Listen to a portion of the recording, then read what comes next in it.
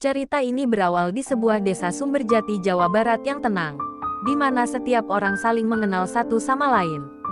Di desa ini, tinggallah seorang janda bernama Sari dan putrinya, Raina, yang baru berusia 10 tahun.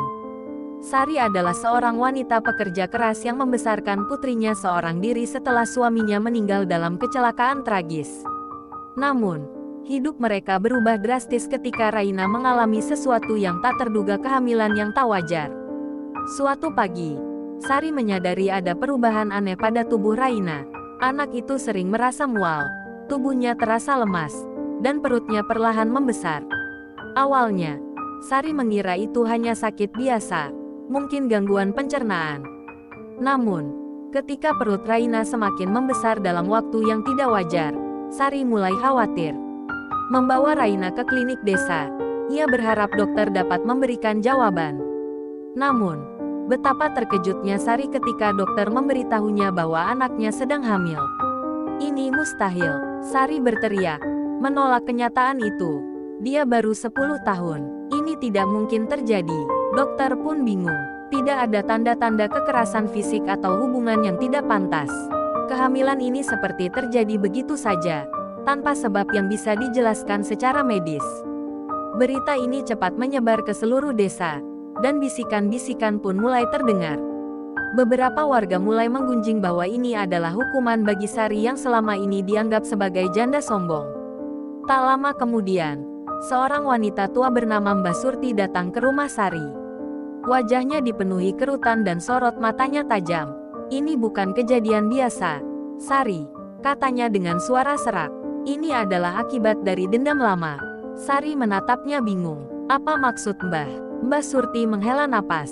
"Dulu, ada seorang wanita bernama Ratna yang mencintai suamimu, Bima. Tapi Bima memilihmu." Ratna begitu marah hingga dia bersumpah akan menghancurkan keluargamu. Dia mempelajari ilmu hitam dan meninggal dengan penuh kebencian. Sari merasa tubuhnya melemas. Ia memang tahu tentang Ratna, tetapi tak pernah mengira dendamnya akan bertahan hingga bertahun-tahun setelah kematiannya. Mbah Surti melanjutkan, "Kutukan itu tak bisa dihapus dengan mudah. Ratna mengirim arwah jahat untuk membalas dendam. Dan kini, Raina adalah korbannya." Putus asa, Sari meminta bantuan seorang dukun sakti bernama Ki Joyo, yang tinggal di ujung desa. Setelah melihat keadaan Raina, Ki Joyo mengangguk pelan. "Ini bukan kehamilan biasa, anak ini sedang dikandung oleh energi jahat." Sari menangis. "Apa yang harus saya lakukan, Ki?" Ki Joyo mengeluarkan sebuah kendi tanah liat dan seutas tali merah. "Malam ini, kita harus melakukan ritual pemutusan. Jika tidak, arwah itu akan terus menghisap energi Raina sampai anak ini kehilangan nyawanya." Malam itu, di bawah bulan purnama, Sari dan beberapa warga berkumpul di rumah Ki Joyo. Raina berbaring di tengah ruangan. Tubuhnya berkeringat deras meski udara malam terasa dingin. Ki Joyo mulai membaca mantra, sementara Mbah Surti menaburkan garam di sekeliling ruangan. Tiba-tiba, Raina menjerit. Suara itu bukan suaranya, melainkan suara perempuan dewasa yang dipenuhi amarah. "Kalian tidak bisa mengambilnya dariku." Seketika angin kencang berhembus, memadamkan lilin-lilin di sekeliling mereka. Ki Joyo tetap tenang, melanjutkan mantranya.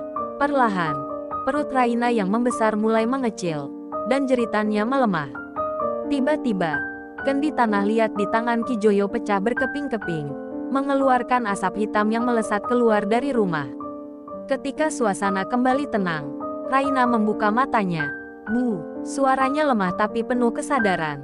Perutnya sudah kembali normal. Sari menangis dan memeluk anaknya. "Syukurlah, Nak." Setelah kejadian itu, Raina kembali sehat seperti sedia kala.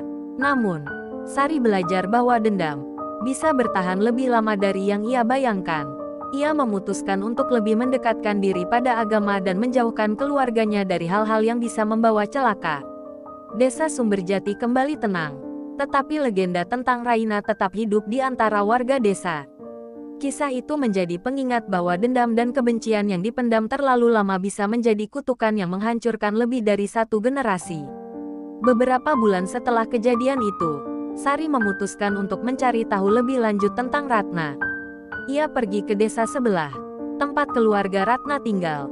Di sana, ia bertemu dengan seorang wanita tua bernama Bu Lasmi, kakak Ratna. Bu Lasmi menghela napas panjang saat mendengar cerita Sari. "Aku tahu adikku tidak akan berhenti meski sudah mati," katanya pelan. Ratna sangat mencintai Bima, tapi dia tak pernah bisa memilikinya. Dia belajar ilmu hitam dari seorang dukun yang konon memiliki kekuatan besar. Sari menggigit bibirnya. "Bagaimana aku bisa memastikan arwahnya tak lagi mengganggu?" Bu Lasmi menatapnya dengan serius. "Hanya ada satu cara, kau harus menemukan barang peninggalan Ratna yang masih menyimpan energinya dan membakarnya." Setelah mencari di rumah tua Ratna, Sari menemukan sebuah boneka kayu yang tersembunyi di dalam lemari tua. Boneka itu memiliki ukiran wajah yang menyeramkan dan terasa dingin saat disentuh. Tanpa ragu, Sari membawa boneka itu ke Kijoyo. Pada malam berikutnya, Kijoyo mengadakan ritual terakhir. Boneka itu dibakar dalam api suci, dan saat api melahapnya, terdengar suara jeritan panjang. Seolah-olah Ratna sendiri merasakan penderitaan yang besar. Setelah ritual itu selesai, Sari merasa lebih tenang. Tak ada lagi bisikan aneh di rumahnya, dan Raina tumbuh menjadi anak yang ceria seperti sedia kala. Dendam yang telah mengikat keluarganya selama bertahun-tahun akhirnya berakhir. Sari dan Raina memulai hidup baru dengan lebih tenang. Mereka belajar bahwa kejahatan dan kebencian hanya akan membawa kehancuran, sementara cinta dan ketulusan adalah kekuatan terbesar yang bisa melawan kegelapan. Legenda Ratna pun menjadi cerita yang diceritakan turun-temurun di Desa Sumberjati. Sebuah peringatan bagi siapa saja agar tidak menyimpan dendam. Karena dendam yang tak terselesaikan bisa berujung pada kutukan yang menghancurkan generasi berikutnya.